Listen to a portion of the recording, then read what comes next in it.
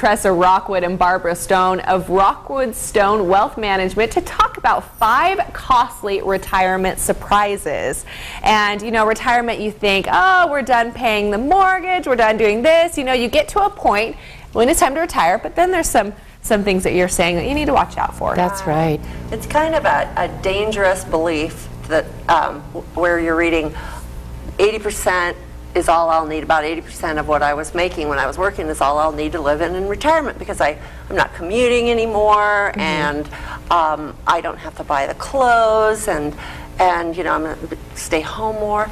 That really doesn't work that way. We over and over again, we're learning this. So we're trying to warn people about other things that come up. Medical expenses will go up. You know, it's amazing. It is amazing that, you know, people who say, well, I'm 65 and I'm on Medicare. Well, you know, traditional Medicare, which is your hospital benefits, that's free, most definitely.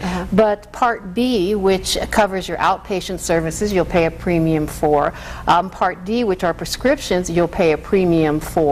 You throw in a private Medigap policy, and seniors can pay up to $6,500 a year just in Social Security premiums.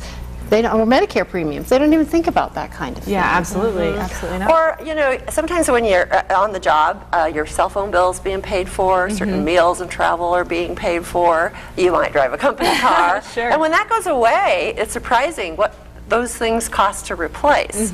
So that's another thing we think of. We usually try to ask retirees about what kind of lifestyle they plan on living, and then put a price tag to it, and then plan out to see if the amount of money you're saving now and the amount of money you have is going to make it to the end of your life. Because, you know, another thing that has happened to retirees is that most of us are aware that we pay Social Security tax through our paychecks.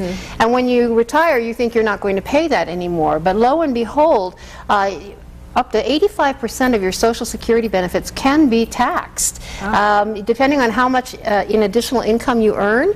For a married filing joint this year, I think if you earn $32,000 in any type of additional income, whether it's from your stock portfolio or a part-time job, anything over $32,000 and 85% of your Social Security checks are going to be taxed. Wow. And then when you take money out of your IRA, Uncle Sam has his hand out for tax on that. So if you want to buy a new car that costs $30,000, you better take an extra $10,000 out so you can pay your taxes. You know, that's interesting, because I'm sure a lot of people are very surprised by that and don't know that, and or, you know, haven't talked to somebody about that. So that would be a very surprising So the 80% rule is a myth. It's Absolutely. a myth. So. Okay, and I always think too, like I think about the grandparents and stuff, you know, they're done with the kids, they're done with everything, but they still have grandkids, they still have trips, they still have everything. That's exactly right. And we do. We have to factor in grandkids' gifts. Absolutely. Believe me, thousands of dollars a year. All right, well, thanks so much for being here this morning. Some really great information. We'll have this video on our Facebook page.